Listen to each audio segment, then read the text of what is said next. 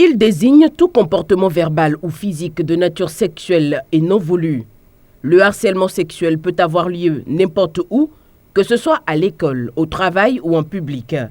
Et si les victimes, la plupart du temps des filles et des femmes, connaissent peu leurs droits et les recours possibles au Bénin, aujourd'hui il existe des chiffres sur l'ampleur du phénomène. Mais il s'est révélé après les enquêtes que dans l'administration publique, au moins 4 femmes sur 10 font objet de harcèlement et au moins 5 femmes sur 10 font objet d'harcèlement au niveau des universités publiques comme privées. Donc, ça nous a permis de connaître véritablement l'ampleur. Et nous avons constaté aussi que les victimes, ayant peur des réprimandes de la part de leurs harceleurs, soit à l'université, c'est que le professeur qui te harcèle et que tu refuses ou que tu dénonces, il va avoir contre toi des dents dures et il risque de te faire perdre ton année scolaire. Et par rapport à ça, les gens sont harcelés mais s'abstiennent. Et celles qui ont beaucoup plus peur cèdent au harcèlement. Et adieu les dégâts. Et dans l'administration, publique comme privée, c'est pareil, mais ici, c'est que les gens ont beaucoup plus peur de perdre leur job. S'ils ne cèdent pas, ils risquent de perdre leur job. Donc les femmes, malgré elles, acceptent de coucher avec les hommes qui les harcèlent au niveau de l'administration parce que la plupart du temps, ceux qui les harcèlent sont leurs supérieurs hiérarchiques et qui leur promettent aussi des avancements dans la hiérarchie. Donc voilà en gros ce que je peux vous dire par rapport à ce phénomène. Au niveau des écoles primaires, nous savons que le phénomène aussi existe, mais nous n'avons pas pu faire une étude. Dans le milieu scolaire, le harcèlement sexuel a des répercussions considérables sur les acteurs de l'éducation, surtout dans le rang des filles qui ont dû abandonner les classes. Ce qui a amené les autorités publiques en charge du secteur et les responsables d'établissements privés à prendre des mesures drastiques contre les acteurs de harcèlement. Donc déjà sur le phénomène en 2015, il y a Wanep Bénin qui a mené une enquête dont les résultats ont révélé des pourcentages élevés, des pourcentages énormes même, des victimes de ce harcèlement sexuel-là.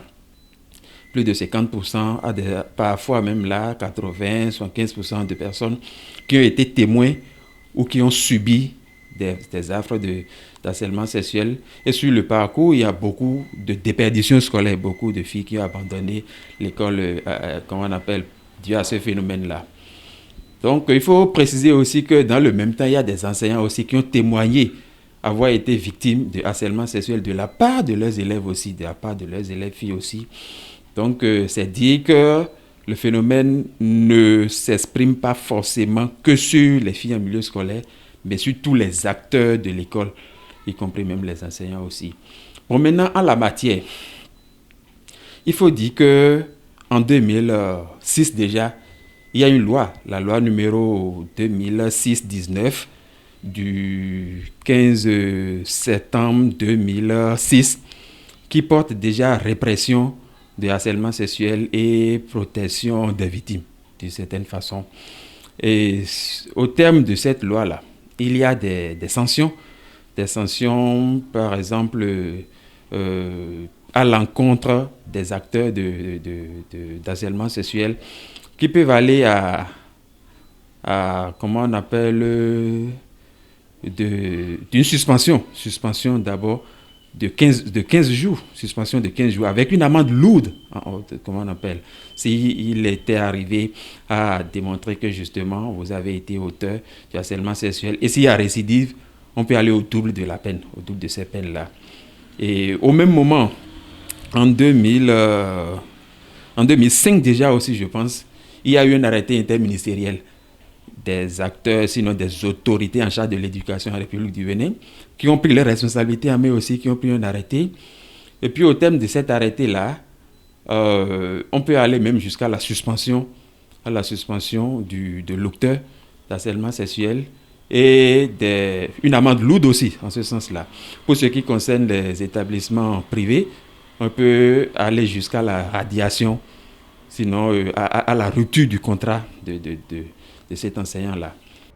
Des politiques de prévention du harcèlement sexuel ou de l'intimidation qui font leur bonhomme de chemin, quoiqu'il est aujourd'hui peu probable de déterminer si oui ou non le harcèlement a toujours cours. Toutefois, l'état des lieux reste mitigé.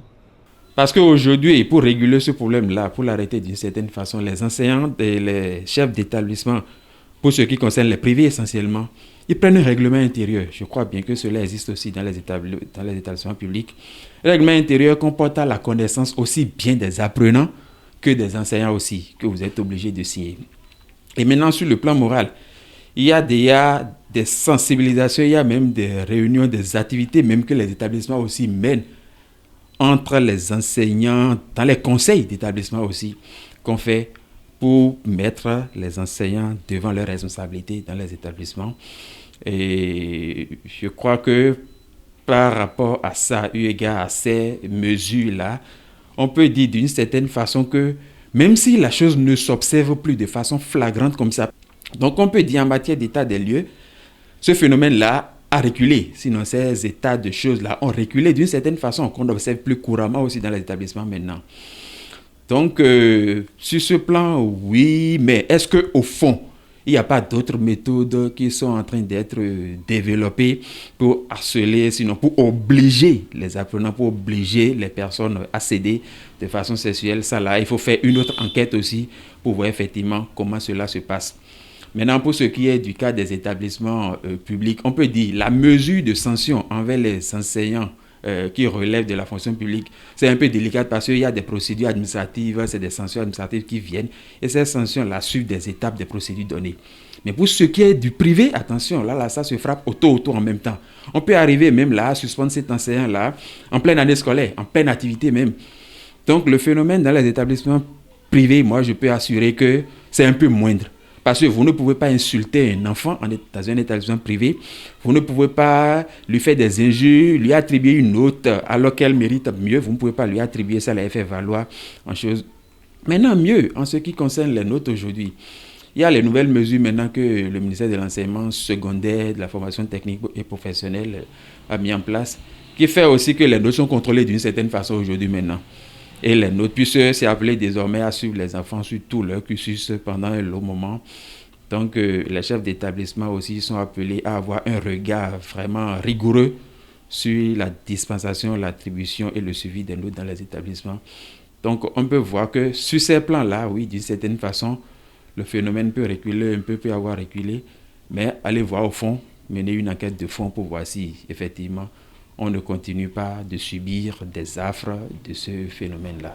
Le harcèlement sexuel, que ce soit en milieu éducatif ou au travail, demeure un frein à l'épanouissement des filles et des femmes dans la société. Il importe donc d'encourager les victimes à dénoncer les acteurs afin que ces derniers subissent la rigueur de la loi.